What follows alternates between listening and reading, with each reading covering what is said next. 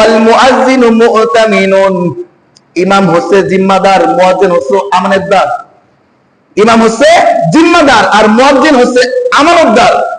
এরপর আল্লাহ রাসূল দোয়া করেন আল্লাহ তাআলা কাছে, আল্লাহুম্মা আরশিদিল আইম্মাতিল কিরাম ওয়াগফির লিল মুআজ্জিনিন। আয় আল্লাহ, তুমি সমস্ত ইমামদেরকে সঠিক পথ দেখাও। কি দোয়া করছে? ইমামদেরকে সঠিক পথ দেখায় দাও। ওয়াগফির লিল মুআজ্জিনিন, এবং দুনিয়ায় যত আমার উম্মতেরা আযান দিবে, দুনিয়ায় যত আমার উম্মতেরা মুয়াজ্জিন হবে, এদের সবাইকে আল্লাহ তুমি মাফ করে দাও। আহা, সুবহানাল্লাহ কইতে মন চায় না? আর বাড়ি যেয়ে কইেন, বহুত সুবহানাল্লাহ জীবনে কইছেন, এত সুবহানাল্লাহ শব্দ কি করবেন? বাসায় যে একা একা কইেন সুবহানাল্লাহ। মসজিদের জন্য কি কইছে আল্লাহ রাসূল? ইগফির লিল মুআজ্জিনিন, আয় আল্লাহ, তুমি দুনিয়ার প্রতিটা মুয়াজ্জিনকে ক্ষমা করে দাও।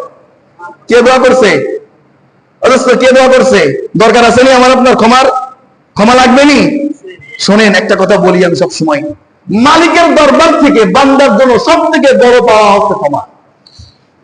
এর থেকে বড় পাওয়া কিছু নাই। আপনার কোটি টাকার মালিকত্ব দেশের দুনিয়ায় রেখে চলে যাইতে হবে, আপনার বিশ্বর ক্ষমতা আপনার হাতের ভিতরে রেখে চলে যাইতে হবে। যদি মালিক আপনাকে মাফ করে দেয়, দুনিয়ায় কিছুই না দেয়, খোদার কসম দোস্ত, আমি বলে গেলাম, লিখে রাখেন, কাল কিয়ামতের দিন আমাকে ধরবেন আপনি, যে ইমাম সাহেব আপনি বলছিলেন মালিক যদি আপনাকে কাল কিয়ামতের দিন মাফ করে দেয়, দুনিয়ায় কিছুই দেয় নাই, তা আপনি একমাত্র সফল কাম। দুনিয়ায় আপনাকে সব কিছু দেশে মালিক ক্ষমা করে নাই, তা আপনার আমার থেকে একটা কুকুরও বেশি দাম, ঠিক কিনা? ঠিক। মালিক যদি আপনাকে মাফ করে দেয়, এর থেকে সফলতা আর পৃথিবীতে কিছু নাই। এই জন্য মালিকের কাছে একমাত্র পাওয়া হচ্ছে ক্ষমা। সেই ক্ষমার দোয়া করছেন কার জন্য?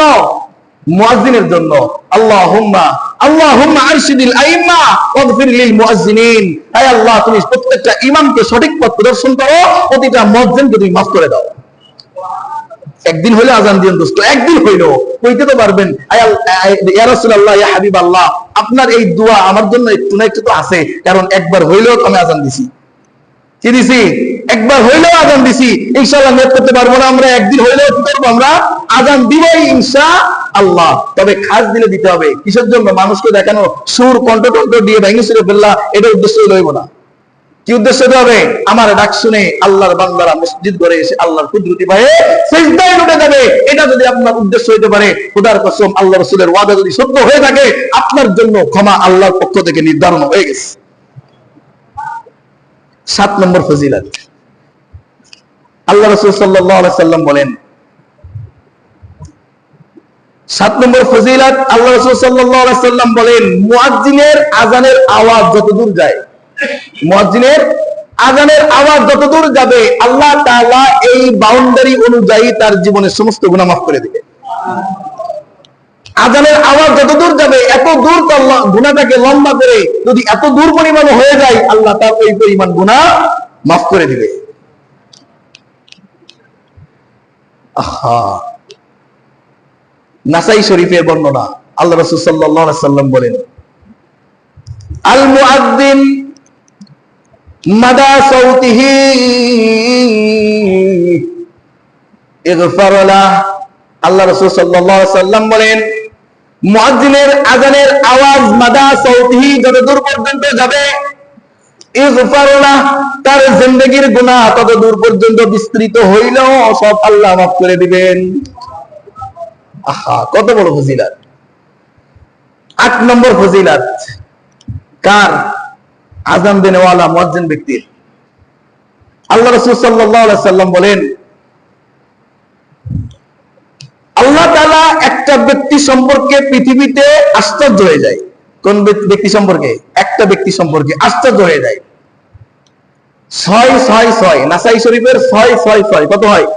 6 তো 66, 666 নম্বর হাদিসের বর্ণনা নাসাই শরীফের। আল্লাহ রাসূল সাল্লাল্লাহু আলাইহি সাল্লাম বলেন, উকবা ইবনে আমির থেকে বর্ণনা, ইয়াজাবুল্লাহু তাআলা লিরায়াতিল জাবাল, আল্লাহ তাআলা ওই রাই, ওই পাহাড়ে উঠনেওয়ালা ব্যক্তির কারণে আশ্চর্য হয়ে যান। ইউআদ্দিনু লিস-সালাহ, যে ব্যক্তি পাহাড়ে উঠেও সেখানে আযান দেয়, লিস-সালাহ, কিসের জন্য? নামাজের জন্য, ওয়া ইউকিমুস-সালাহ, এবং ওখানে নামাজ আদায় করে। আল্লাহ তাআলা ইয়াজবু, আল্লাহ তাআলা আশ্চর্য হয়ে যায়, ওয়া ইয়াদউল মালাইকা, এবং ফেরেশতাদেরকে ডাক দিয়ে বলে, এই ফেরেশতারা শুনো, উনজুরু ইলা আবদি হাযা, আমার এই বান্দার দিকে তাকাও, ওয়া ইউআযযিনু লিস-সালাহ ওয়া ইউকিমুস সালাহ, সে পাহাড়ের চূড়ায় উঠে আমি আল্লাহর নাম উচ্চারণ করে সেখানে নামাজ আদায় করতেছে। শুনে রাখো ফেরেশতারা, ইগফারু লাহু গফারতু লি আবদি হাযা, আমি আমার এই বান্দাকে মাফ করে দিলাম। ওয়া আদখালতুহুল জান্নাহ, শুধু মাফ করে দেই নাই, আমি তার নামে একটা জান্নাত লিপিবদ্ধ করে দিলাম। আহা, শুধু ক্ষমা আর ক্ষমা, শুধু ক্ষমা আর ক্ষমা। দোস্ত, এই মুয়াজ্জিনের ভিতরে, আজানের ভিতরে যত কত ফজিলত আমি বলে শেষ করতে পারবো না। কয়টা শুনবেন? প্রতিটা কিতাবে হাদিসের এই আজানের বরকত, আজানের ফজিলত কত বেশি। 9 নম্বর ফজিলত, আল্লাহ রাসূল সাল্লাল্লাহু আলাইহি সাল্লাম বলেন, তবরানী শরীফের 2 নম্বর খণ্ড 288 নম্বর পৃষ্ঠার ভিতরে এই হাদিসটা আনছেন আবু হুরায়রা রাদিয়াল্লাহু তাআলা আনহু থেকে। তিনি বলেন যে আল্লাহ রাসূল সাল্লাল্লাহু আলাইহি সাল্লাম বলেন, আল মুয়াজ্জিনু আজরু, মুয়াজ্জিনের সওয়াব কত জানেননি?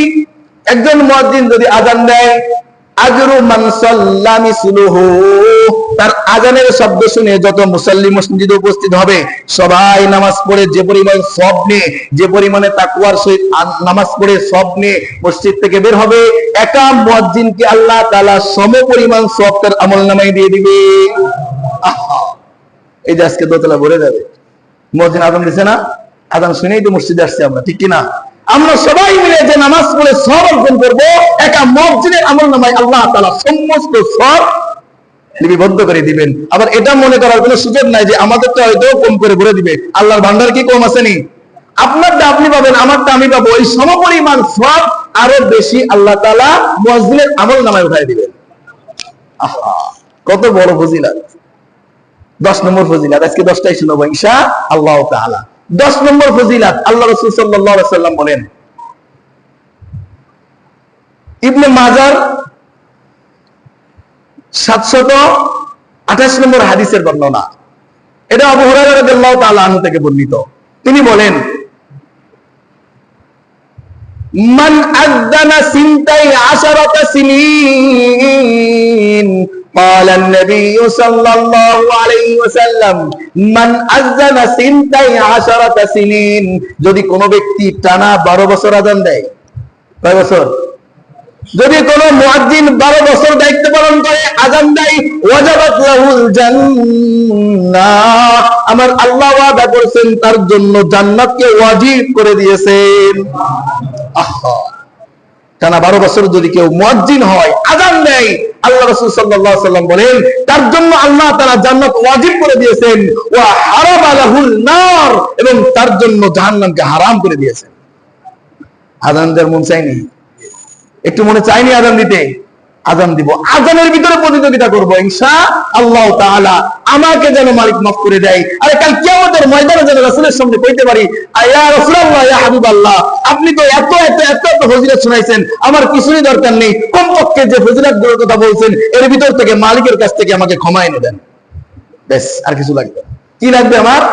ক্ষমা। যত হাদিস আসছে অধিকাংশ হাদিসেই আসছে ক্ষমা। জান্নাত ওয়াজিব, জাহান্নাম হারাম। এখন আমাদের একদিন হইলেও আযান দেওয়া দরকার আছে কিনা বলেন? একদিন হইলেও মনে চাইনি? আর যদি মনে না চাই তাহলে মনে করবেন যে আমি আপনার ভিতরে ঈমানি দুর্বলতা। কারণ প্রত্যেকটা ঈমানদারের, মুমিনের এতটুকু আশা থাকা দরকার যে মালিকের সওয়াব এবং মালিকের পক্ষ থেকে ক্ষমা, এটা আমার লাগবেই লাগবে, এটা লাগবেই লাগবে। এটা যদি আপনার মনে হয় যে না লাগবে না, তাহলে মনে করবেন আপনার ভিতরে সেই মেশিনটাই নষ্ট হয়ে গেছে। ঈমান নামক যে মেশিনটা ছিল ওটা কি হয়ে গেছে? নষ্ট হয়ে গেছে। এই জন্য আল্লাহর সব আপনার লাগবে লাগবে না এরা মনে হয়, আল্লাহর পক্ষ থেকে ক্ষমার দরকার নেই এটা মনে হয়, তাহলে আপনার মনে ওই ভিতরে সেই মেশিন ড্যাম হয়ে গেছে। এখন আসেন, আমরা অনেকে এমন পর্যায়ে চলে গেছি যে আযান দেওয়া সম্ভব না। আযান সম্পর্কে আর 2টা উক্তি শোনাই। হাসান বসরি রহমাতুল্লাহ আলাইহি বলেন, যে ব্যক্তি আযান দেয় এই ব্যক্তি সম্পর্কে 3টা ধারণা তোমরা করবা দুনিয়ার মানুষ। 1 নম্বরে হুয়া হাবিবুল্লাহ, যে আযান দেয় সে নিঃসন্দেহে আল্লাহ তাআলার মাহবুব বান্দা। 2 নম্বর হুয়া ওলিউল্লাহ। দুনিয়ায় তো বহুত ওলি দেখছেন, ওলির পিছনে দৌড়াইছেন। হাসান বসরি রাহমাতুল্লাহ আলাইহি বলেন, যে ব্যক্তি আযান দেয় নিঃসন্দেহে ব্যক্তি আল্লাহর ওলি। 3 নম্বর হুয়া আহাব্বু ইনদাল্লাহি সুবহানাহু ওয়া তাআলা মিন কুল্লি মান ফিল আরদ। যারা দুনিয়ায় আছে সব থেকে মাহবুব বান্দা আল্লাহ তাআলার নিকটে প্রিয় বান্দা যে ব্যক্তি নামাজের জন্য আযান দেয়। হাসান বসরি রাদিয়াল্লাহু তাআলা রাহমাতুল্লাহ আলাইহি বলেন, এরা ওমরের একটা উক্তি শুনেন। ওমর রাদিয়াল্লাহু তাআলা আনহু বলতেছেন, আল্লাহ তাআলা আমাকে কত দায়িত্ব দিয়েছে। ওমর রাদিয়াল্লাহু তাআলা আনহু কি ছিল? অর্ধ পৃথিবীর খলিফা। ওমর রাদিয়াল্লাহু তাআলা আনহু বলেন, আমাকে আল্লাহ কত দায়িত্ব দিয়েছে, আমি কত দায়িত্ব পালন করি, সারাদিন ব্যস্ত থাকি, কিন্তু তারপরেও আমি এই দায়িত্ব নিয়েও আমার কাছে একটু কমতি লাগে। আল্লাহ যদি আমাকে মুয়াজ্জিনের দায়িত্ব দিত, তাহলে আযান দিয়ে আমি নিজেকে পরিপূর্ণতা দাবি করতে পারতাম। ওমরের মনে চাই আমি আযান দিয়ে মুয়াজ্জিন হই, আর আমার মনে চাই আযান দিয়ে ছোট লোক হইবনি আমি। আল্লাহ তাআলা এই সমস্ত চিন্তা চেতনা থেকে আমাদেরকে বের হয়ে আসার তৌফিক দান করুন, বলি আমিন। এখন একেবারে শেষ কথা হচ্ছে, আযান সবাই একদিন ইনশাআল্লাহ দিব। রাজি আছি তো ইনশাআল্লাহ? দেখি কারা কারা রাজি আছে, আল্লাহকে দেখান, আল্লাহ তৌফিক করে দিবে। আল্লাহ আমাদের সবাইকে একদিন হইলেও আযান দেওয়ার তৌফিক দান করুন, সবাই বলি আমিন। সবাই একদিন হইলেও আযান দিব ইনশাআল্লাহ তাআলা। একেবারে যারা না পারবো, একেবারে যারা পারবো না বা প্রতি ওয়াক্তে পারবো না, তাহলে প্রতি ওয়াক্তে তো আমার এই সব দরকার, প্রতি ওয়াক্তে তো আমার এই ফজিলত দরকার। তাহলে আর উপায় কি? এখন সবাই তো একসাথে আযান দিতে পারবো না, ওদের সবকিছুতে বুঝতে দেন তো মারামারি লাগবে। তাই আমাদের আরেকটা পথ দেখাই দেন, যে পথ অনুসরণ করলে এই সমপরিমাণ সব আমরাও পাবো। আবার বাস্তবিক ফিলতে এক সওয়াব, আর না করে ফজিলত আর এক সওয়াব। কিন্তু আর মনে করেন না তাহলে না করলেও তো এই আমলটা করলে কি হয়ে যাচ্ছে, সমপরিমাণ সব হয়ে যাচ্ছে। হ্যাঁ হবে, কিন্তু আযান দিয়ে ফিল্ডে ময়দানে মুয়াজ্জিন হওয়ার যে মর্যাদা, এটা হবে না। এক ব্যক্তি হজ করে এসে যে সব পাইছে, হজ করে এসে যে সব পাইছে, আপনি এটা সত্য কথা কয়ে ওই হজের সব পাইছেন, দুই ব্যক্তি সব কি সমান হয়? সমান হয়নি। সে কষ্ট করে গেছে, জানের কষ্ট, মালের কষ্ট, খাওয়ার কষ্ট, অর্থের কষ্ট, সব কিছুর মোকাবেলা করে হজ করে আসতে খাস দিলে আল্লাহর জন্য। আর আপনি একটা আমল করেই সব পেয়ে গেলেন, কিন্তু সব ওই পরিমাণ পাবেন, কিন্তু ওই পরিমাণ মর্যাদা আর মর্তবা আপনার হবে না। যারা আমরা দিতে পারবো না সব সময়, তাদের সব সময় একটা আমল আছে, যে আমলটা করলে এই সমপরিমাণ সব আমার আপনার আমল নামায় হবে। এটা হচ্ছে আযানের জবাব দেওয়া। কি দেওয়া? আযানের জবাব দেওয়া, অর্থাৎ মুয়াজ্জিন যা বলবে আমিও তাই বলবো। এখন আমাদের সমাজে আযানের দুইটা প্রচলন আছে, আযানের জবাব দেওয়ার দুইটা প্রচলন আছে। একটা হচ্ছে চার দোকানের টিভির আওয়াজ জোরে হলে মুয়াজ্জিন আযান দিচ্ছে, সাউন্ডটা কমাই দেয়, এটা হচ্ছে একটা জবাব। খারাপ কইলাম নি? ঠিক আছে না? টিভি চললে কি কয়, আযান দিচ্ছে আওয়াজটা একটু, টিভির সাউন্ডটা একটু কমাই দেয়, কারণ আযানের জবাব দিতে হবে। এটা হচ্ছে জবাব, কি টিভির সাউন্ডটা কমাই দিছে। আরেকটা জবাব আছে সমাজের ভিতরে, আযান দিলেই মহিলারা মাথায় কাপড় দেয়, ঠিক কিনা? ঠিক কিনা? এত সময় মাথায় কাপড় দরকার ছিল না? আযানের সময় দরকার। এই দুইটা প্রচলন আযানের জবাব আছে, কিন্তু একটাও সহি না। মানে এটা আযানের জবাব না। আযানের জবাব হচ্ছে মুয়াজ্জিন যা বলতেছে মাইকে, আমিও মুয়াজ্জিনের সঙ্গে সঙ্গে কি বলবো?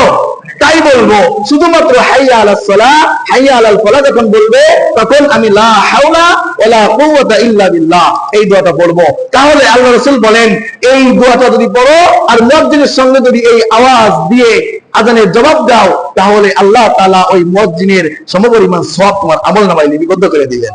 সুবহানাল্লাহি ওয়া বিহামদিহি। মুয়াজ্জিনের জন্য আরেকটা ফায়দা, যে আযান দেয়, আযান দেওয়ার জন্য সব কিছু পাওয়ার পর আল্লাহ রাসূল বলেন, এর জন্য আলাদাভাবে আরো 40টা নেকি আল্লাহ তাআলা তার আমলনামায় দিয়ে দেন। ইকামত দিলে ইকামতের জন্য আলাদা স্পেশাল ভাবে আরো 30টা নেকি তার আমলনামায় আল্লাহ তাআলা লিপিবদ্ধ করে দেন। মনে চাইনি একদিন আযান দেওয়ার? আমরা সবাই চেষ্টা করব, সবাই চেষ্টা করব একদিন হইলেও আমার কণ্ঠ যেন এই এলাকার জিন ইনসান শোনে, এই এলাকার জড় পদার্থ যা আছে, শুকনা ভিজা মাটি জমিন যা আছে, সব যেন শুনে কাল কিয়ামতের ময়দানে যেন কইতে পারি, আল্লাহ এই সব সাক্ষী শুনে দেখো, নামাজের জন্য তোমার বান্দাদেরকে একদিন হইলেও আমি মসজিদের মাইক দিয়ে রাখছি। পারবো তো ইনশাআল্লাহ? আল্লাহ তাআলা আমাদের সবাইকে বেশি বেশি নেক আমল করা এবং একদিন হইলেও মুয়াজ্জিন হওয়ার তৌফিক দান করুন।